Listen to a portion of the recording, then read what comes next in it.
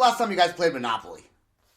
When's the last time anybody's ever won in Monopoly, though? Nobody ever plays the whole game, I don't think. Dude, I bet my wife and I were drinking, and we were like stealing each other's money, and we were like, I was like, you know what? I'm done. I've been playing this for two hours. You keep stepping on boardwalk, and you screw up, have to pay all your money, and you're in debt. I kept on going to jail.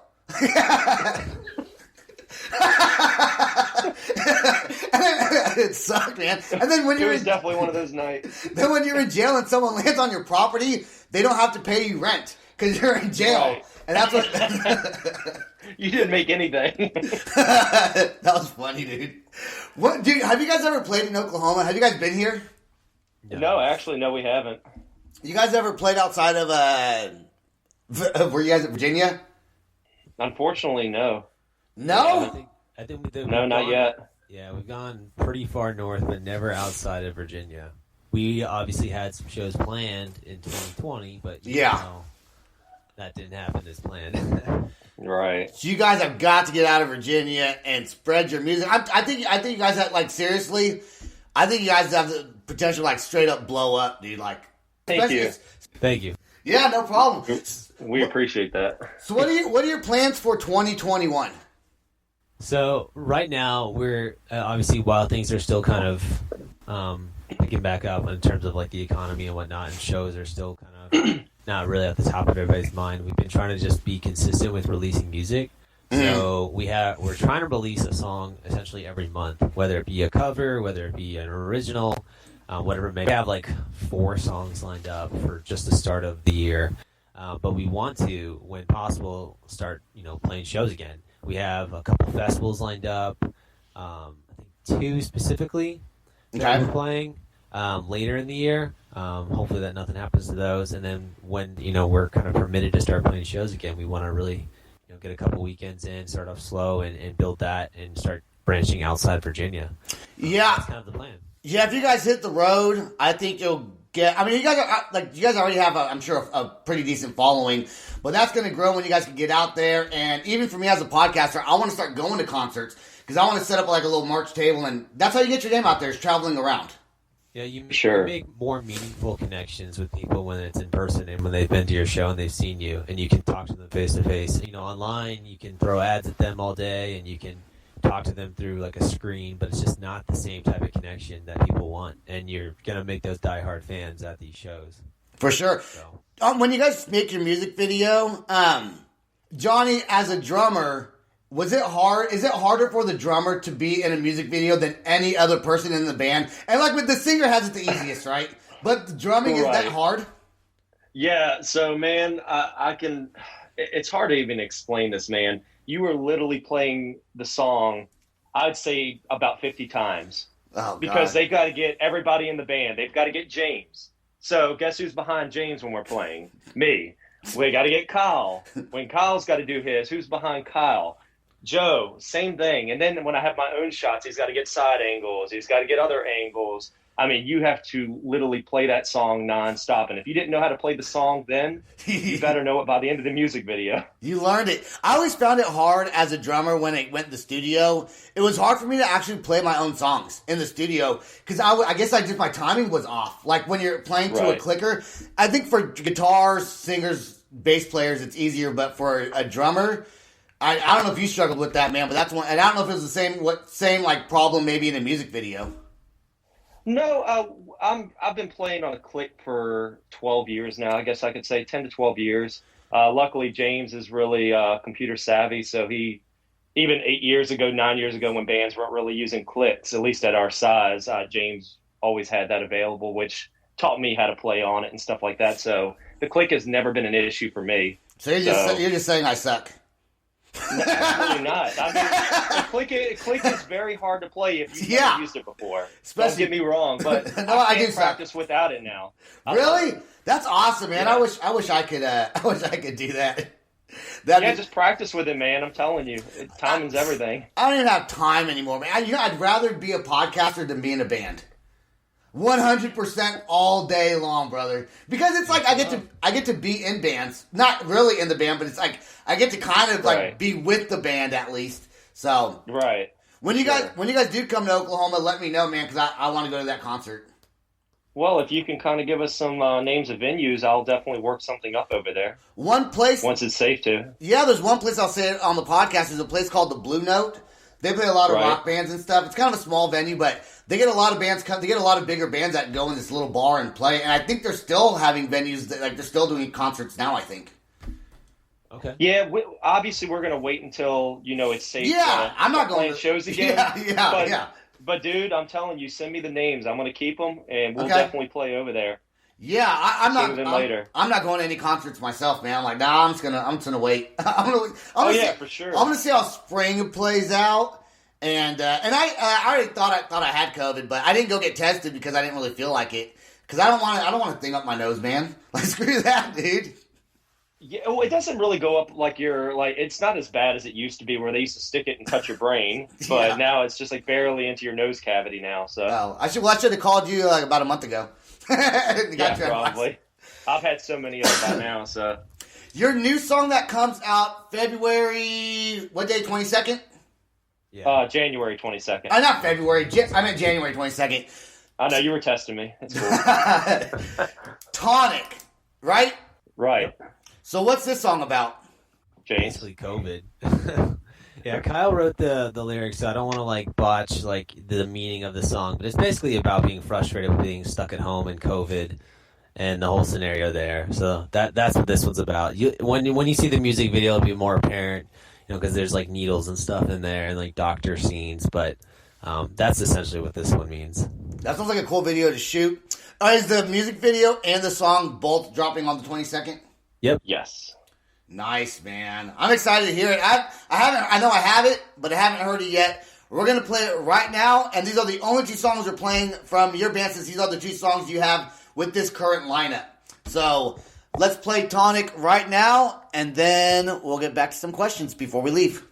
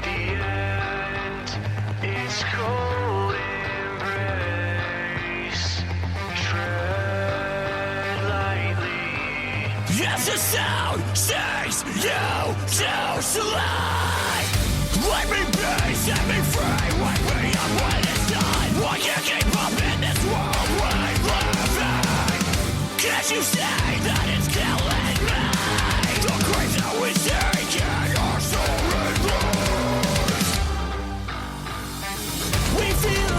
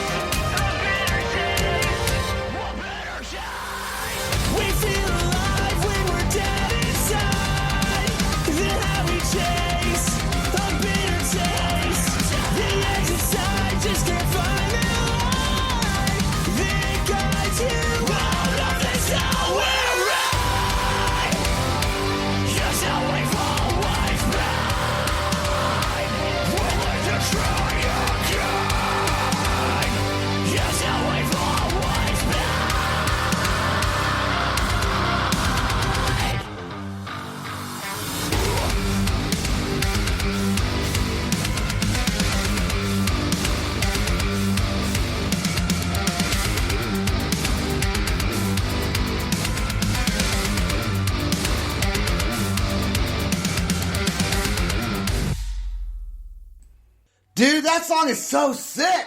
Is that like, I love how you guys, when you guys like the pauses and the breaks and then the blah, like the drop, man. Like that's like the kind of shit that gets me like, yeah, this is awesome. Yeah, that I do when I write a lot of like the structure for music. It's always having some type of like roller coaster feel to it. So I want to change the feel when the new part comes in, or at least make it not the same. So like you're getting that roller coaster vibe and you're getting that energetic feel from the song. Who produced that? And when you mean produce, you mean like mix and master, or do you mean like? Yeah, obviously there's like mix and mastered it. Yeah, so we work with Kyle Odell. He's a producer and engineer in Tennessee. We went out to his place and recorded 3 songs, and so that's the first one that we did with him. That is awesome.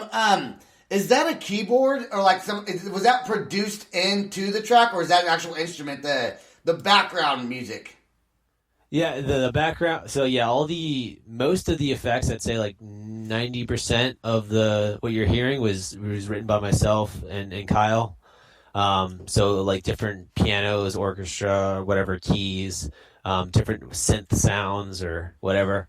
That was added on top of, whatever else. So just another layer to the music. That is so when you guys go live, then I guess maybe some of that sound won't be in there. No, it'll be there. Since Johnny plays with the the click track, we'll just synchronize it, and so that'll play with us, and so that we won't have like a pianist or something or like a synth guy. We'll just have it on the backtrack. What is your most embarrassing moments on stage? Do you want me to go first or you go? Yeah, you can go first. I gotta think about it. So, I guess it's pretty embarrassing, but so obviously you're a drummer, right? Uh-huh. So you know how we tear down and all that kind of stuff. So I tore down from my house. I had to take my pedals apart. I put my pedals back together. And this was our December show. We played with Secrets. So it was the Ugly Sweater show we had. My kick pedals, the double kick pedal, uh-huh. I didn't tighten my left beater all the way. So literally, Phobia was the first song we play. Literally right when it kicks in with a double kick, it falls off. Oh! So I'm literally playing with one foot pedal, so I'm using the heel toe method with my right foot to try to make it sound like I'm doing double bass because I could not hit with my left kick because it fell off of my pedal. So other drummers that were there, they were ones that actually noticed like me missing some stuff because they were like, what the heck is wrong with his drums? And I had one of them come around to look at me, and they saw, they're like, oh my God, right, what is going on? So yeah. And then I had to still play Erase Me because I couldn't get a hold of James. I couldn't get him to turn around and look at me. And there's literally from Phobia to Erase Me, it's like a 5-second break. Right, and you want to like pause real turn quick. Around. So that's our fastest song. I think that's at 155 BPM. So that's a very like drum demanding song. Yeah. So I'm playing single foot pedal with a lot of double kick that's needed in that song. And I'm just like, oh my God, what is going on? So finally we get to the third song, which was, honestly, I don't remember the name of the song. I'm pretty bad with song names. But we have a big synth break, so luckily I was able to fix it. And then, yeah, the last 4 songs went smooth. Do you guys have a rule now? After every song, everyone look at each other and make sure nothing's wrong. You think we would, right? But no, we still don't have like any rule. Like, make sure we're good to go. Because I mean, what happens is I just hit space on the laptop and just start the set, and I don't ever turn around. I don't need to do anything. Right. So we kind of got it to a point where everything's automated. I don't typically have to like, all right, starting now. There's no like synchronization that needs to happen after we start the set. So, but yeah, we probably should start doing something like that in case Johnny breaks something again. What about you, James? Any crazy thing on stage that you're like, oh man, I can't believe I did that?